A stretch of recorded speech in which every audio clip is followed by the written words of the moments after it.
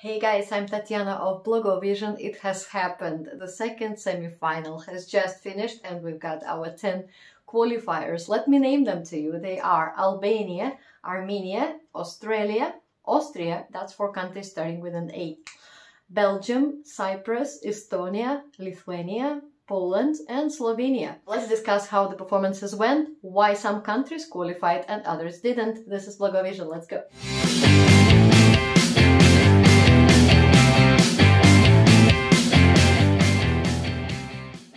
Whew, oh my god, a very nerve-wracking semi-final. You know, everybody was like, this is a weak semi-final. The first semi-final is so much stronger than the second. But guess what? In the first semi-final, it was obvious who was gonna go through, and I guessed also 10 out of 10.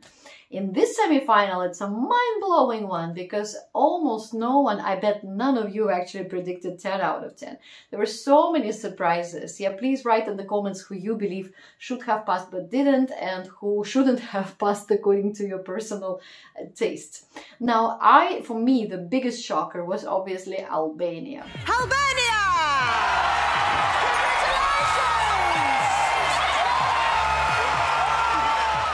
Albania passed, and there was something in me, like, you know, like a voice inside my head, like, let's see which generation is voting, because the jury are not voting, and you would think it's only a jury song, it's not much of a people song.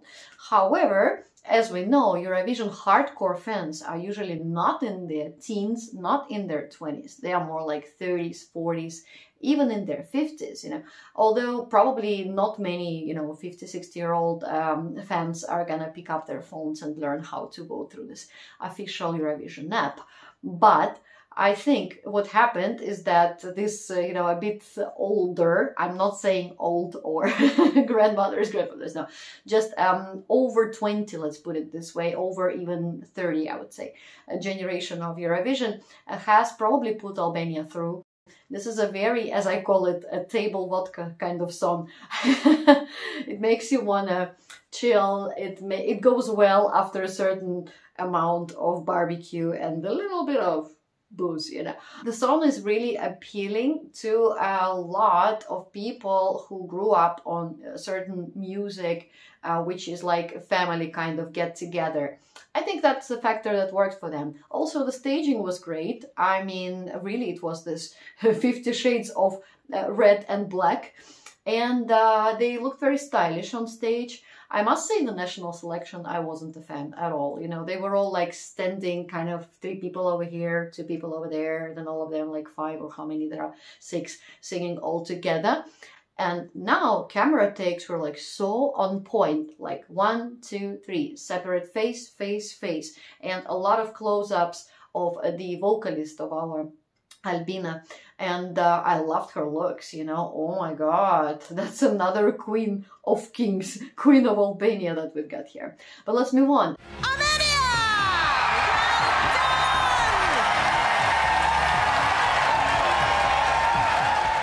Armenia, totally deserved, no questions asked. It's a bit difficult to perform in the second position and pass. As you can see, Denmark, for example, was first and didn't pass. And it could have, if it was just a little bit further in the competition, Denmark would have been through, I think. Probably we'll see it somewhere 11th, 12th, when we know the points after the grand final. We'll see who didn't pass and how close they were to the top 10 who made it through the qualification round. Australia.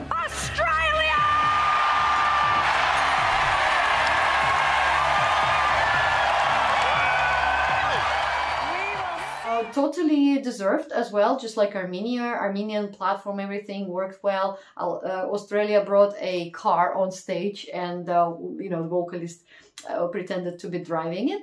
But it didn't look like this kind of toy car, very red colored toy car from Malta, which was more like a prop.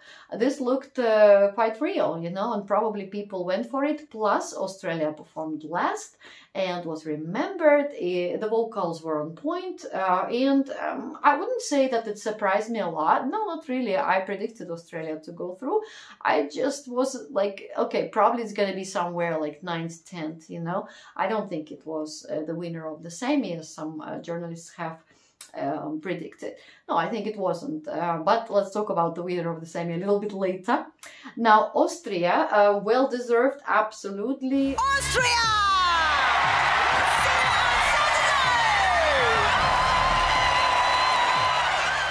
The performance that they give had nothing in common with the music video, which was all about books, library, kind of having some spirit guiding you so that you write, po, po, po, po. Yeah, but people who hadn't seen that, you know, how do they give a damn? They don't give a damn, you know, about the girls not following some kind of pre-meditated scenario of the music video. No, hell no, they just thought, oh, girls, you know, two cute girls sing in harmony, fun song, po po po, a little bit of this kind of hand moves the girls were making, and yeah, like it wasn't like a standout performance in terms of visuals. Visuals were totally not connected to the song, like not at all. Girls could have played a bit with creativity, could have put some table up there with like pretending to be writing, and then they would have certain you know, like spirit coming to them with inspiration to write a poem, and then they could have somehow transformed us, transported us to the reality of, I don't know, Harry Potter library. And that could have worked much better for them, but it still works for them. You know what? We'll see them, I think, in top 15 in the final as well. We are going to Belgium. It's Belgium!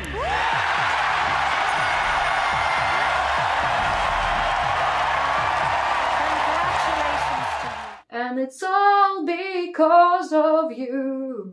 It's because of you, people who voted for Gustav, that he went through.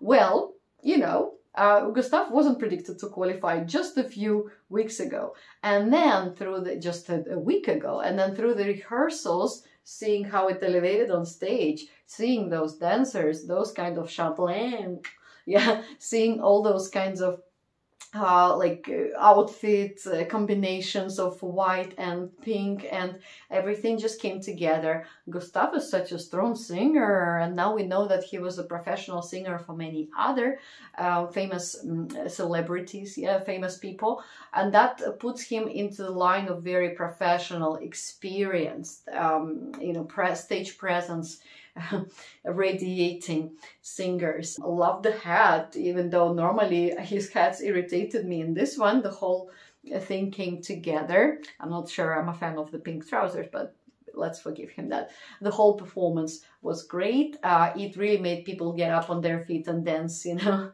World is going crazy, I carry on, and it's all because of you. And Cyprus did very, very well. Cyprus!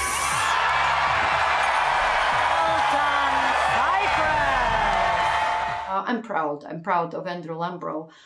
It was again understated before he came to rehearsals, and people were like, oh, you know, the guy doesn't even live in Cyprus, he's now an Australian citizen. It's like, what does he have to do? What does that have to do with us liking the song? The guy is a great singer. His falsettos are on fire. Like, he actually could have saved the vocals just a little bit. He was overdoing it, I thought, just a bit, you know, like giving it not 100, 200%, you know. You could hear the bags and his voice on top of it just a little bit louder than needed, I think. But he was just trying, you know, putting as much effort into it as he could. And you know what, like, practically flawless, maybe apart from a very, very small part where it was this acoustic kind of a piece where there's almost no music, and he kind of sounded a bit, maybe, you know, it's not his probably spot particularly to sound strong at, but this part with the actual falsetto that he goes, you can't break a broken heart, and you cannot break the heart of Andrew Lambro. He's a great, great singer. He has totally deserved his spot in the final. If you ask me, for me, he is the strongest, actually, male vocalist of this semi, easily, hands down, hands down. But hands up for Estonia. Estonia!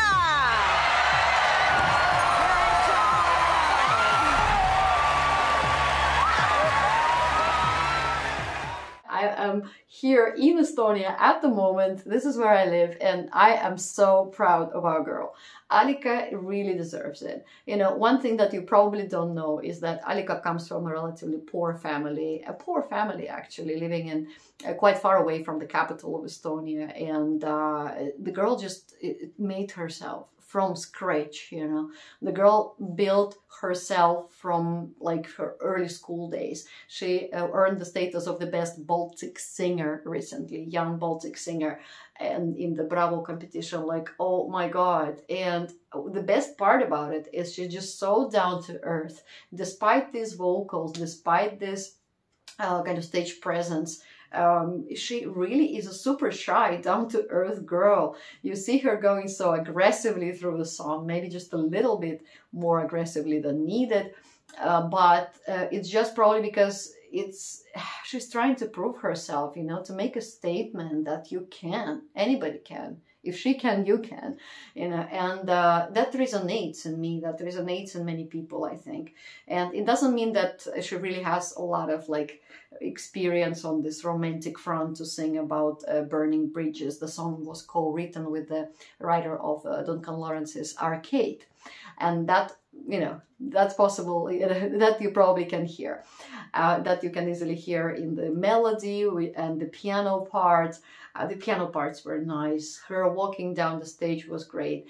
However, a lot of bloggers, a lot of journalists, a lot of Eurovision fans were doubting whether this is a standout song that will make it to the final. I didn't doubt our girl. Actually, no. I mean, yeah, it was by bets a little bit on the edge, but in the running order it stood out, stage-wise it stood out, color-wise it was very nice. And people who are in the audience definitely had goosebumps, because I have goosebumps from Alika every time I watch it.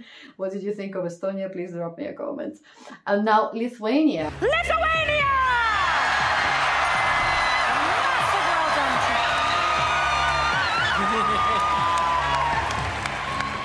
Again, not a surprising qualifier. Everything came together on stage. It was great. Backup singers who then came into sort of like from different sides of the round stage.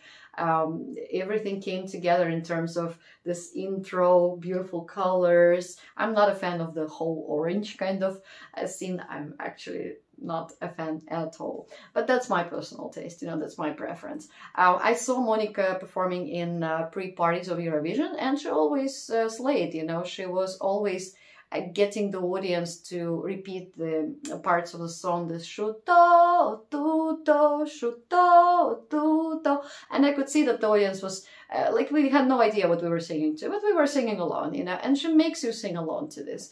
She's just so smiley, likable, like cutie patootie on stage. This is not her first Eurovision, so she was very confident, and she had already been on this huge kind of audience stage, yeah. Our girl is unshakable, easily. Let's move on to Poland, baby.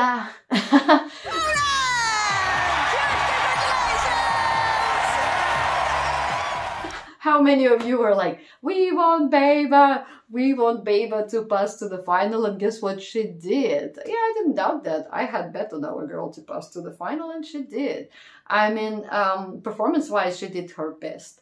She has so many haters. It actually breaks my heart to see that there are so many dislikes. There were so many dislikes, pardon. There are not going to be many dislikes after this performance. Our girl stepped up. She can be maybe not as down to earth as other singers. She might be a little bit of a diva in real life, but who cares? She performed great. Her dance part was nice. Her staging was amazing. The attitude was right. The confidence was there. She owned the stage. The song is quite banal, dancey summer beach song, but why not? There are not so many fun dancey songs in Eurovision, as usual. You know, there are a lot of ballads, there are a lot of sing-along, cry-along kind of songs too. And this one is just for having fun, singing, dancing.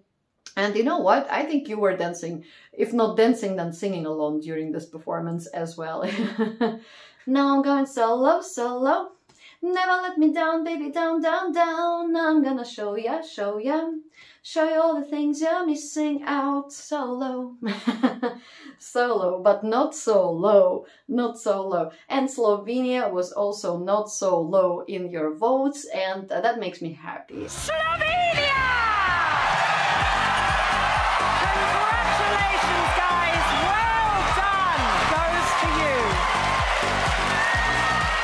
I had interviewed those guys during the Eurovision party in Barcelona. It was, oh my God, the sweethearts. And this sweetheartedness passes to the viewers, passes to you guys, and to, you know, to everyone watching it.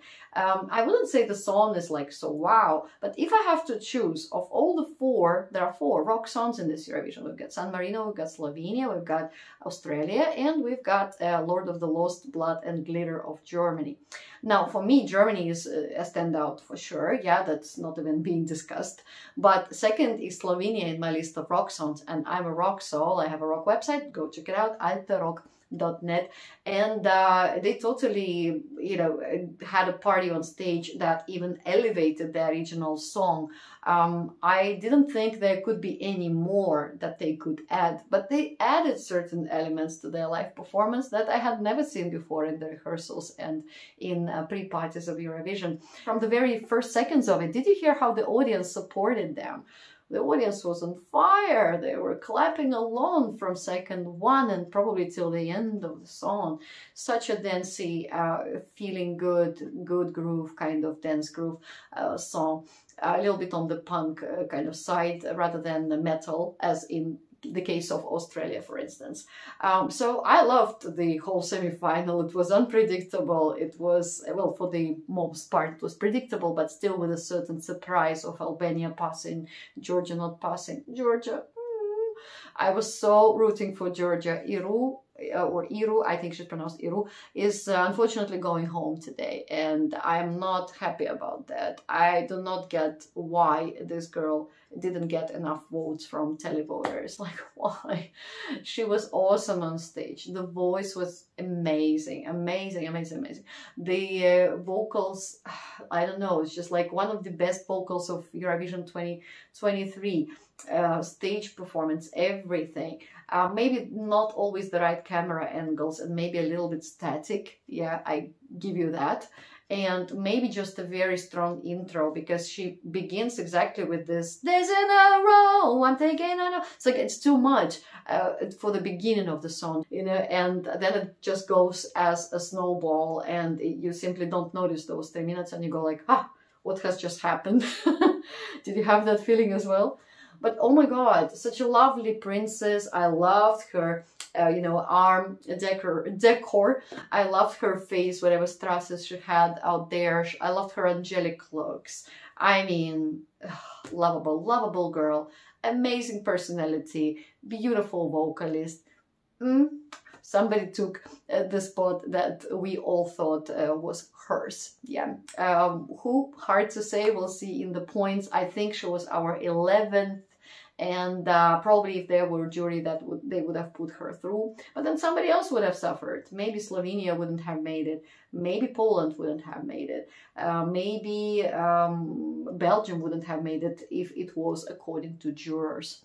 But no jury, no blame, no one to put the blame on, shift the blame on and say like, aha, we wanted something else. This is what you guys wanted. This is what the tele voters wanted. And let's just be happy for the finalists that went through. We're going to see them this Saturday in the grand final. And I'm going to see you for more reactions and videos. Please give me a like if you've enjoyed it, subscribe, and I will see you soon.